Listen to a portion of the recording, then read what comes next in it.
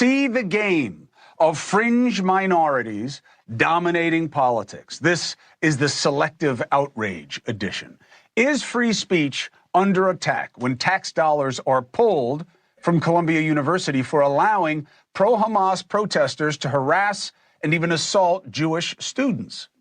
Another question, how about when ICE tries to deport the campus protest negotiator Mahmoud Khalil? How about Trump putting 60 universities under investigation for anti-Semitic discrimination? And that they could have their funding pulled as a result. Now, the universities are going to argue you can't condition funding on particular speech, and that the funding, in Columbia's case, that they were getting has nothing to do with the protest policies. So one should not be connected to the other. The government will counter that they can lose funding for not honoring their duty as a university under Title VI to protect against anti-Semitism. Protests erupted over this today in Manhattan, even though Khalil's group said on the anniversary of October 7th, we support liberation by any means necessary, including armed resistance. In the face of violence from the oppressor, that's Israel, equipped with the most lethal military force on the planet, where you've exhausted all peaceful means of resolution, violence is the only path forward. Shows what they're learning in that school, right? The funding can be litigated, of course, but there's a larger question. Why do private universities, like the Ivy League, get so much government funding? Did you know how much they get?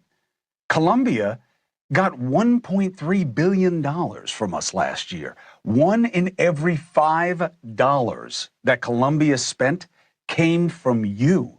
Yale, $899 million. Harvard, $686 million. Princeton, $456 million. Every one of these schools has tens of billions of dollars in endowments. It's outrageous, isn't it? That's what you should be looking into, Doji. But of course, the outrage that you see happening on Columbia campus is selective, meaning it's tailored to the pro-Palestinian agenda on the political left. Now, I'm not saying don't protest or that there's no cause. Gaza is a horror show. It's an embarrassment to all humanity. And Israel's biggest mistake to this point, and it's continuing to make it, and even making it more egregiously, is messing with aid. And they're doing it right now, even more so by cutting electricity. Now, Israel says they're trying to pressure Hamas, but we all know the innocents bear the brunt of the deprivation. And yet, as much as you can feel concern for these people, and should, they are not the only Muslim minorities that are getting oppressed, if you want to call it that are dealing with violence, even worse than what's happening there in terms of the cause, right? There is no October 7th precipitator in a lot of these other situations. I wonder, are they outraged on Columbia because the Jews are involved? Is the lack of outrage with the other groups because the Jews are not involved? For example, where are the protests about Syria? Where's AOC and the rest of the squad? There's a terror group in charge in Gaza, okay? What about what's happening in Syria? Syria is actual ethnic cleansing. 830 Alawite civilians, Alawites from Alawahi, which are a Muslim minority, right, of a Shia variety. They are Assad's supporters. So this guy Gilani, who's no longer in league with ISIS, is just doing exactly what ISIS would. Ethnic cleansing a minority that doesn't agree with their beliefs. 830 civilians killed in recent days, including women and children. There are reports of Sunni militants roaming house to house, wiping out entire families in summary executions and pillaging entire neighborhoods. Crickets. Crickets here.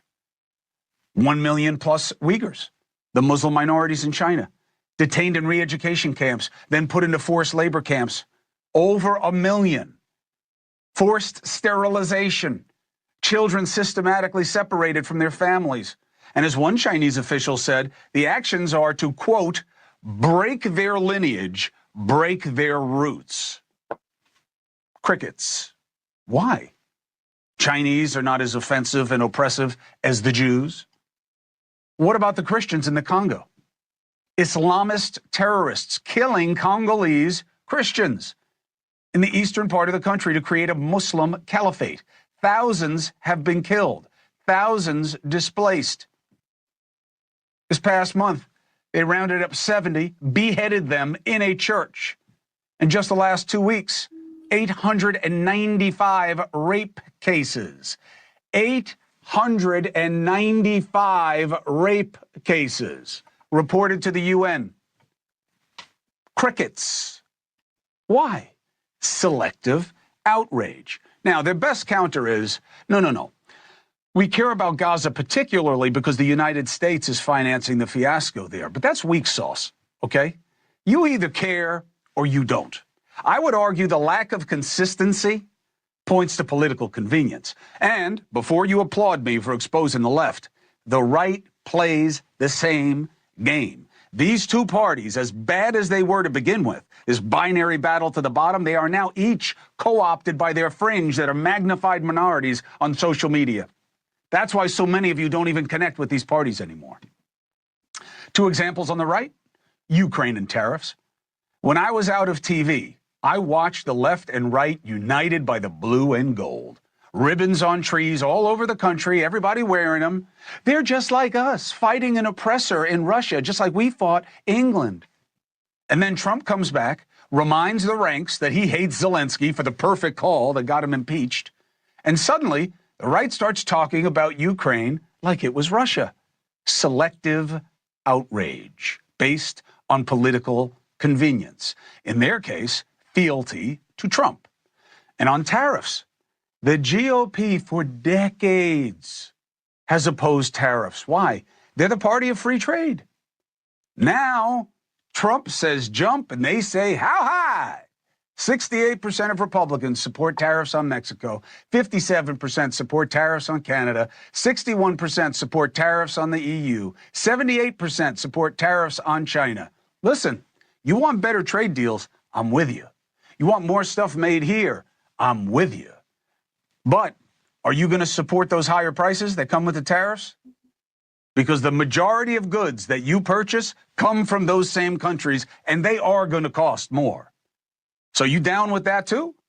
You see, it's not thought through because it's about partisan advantage, not principle.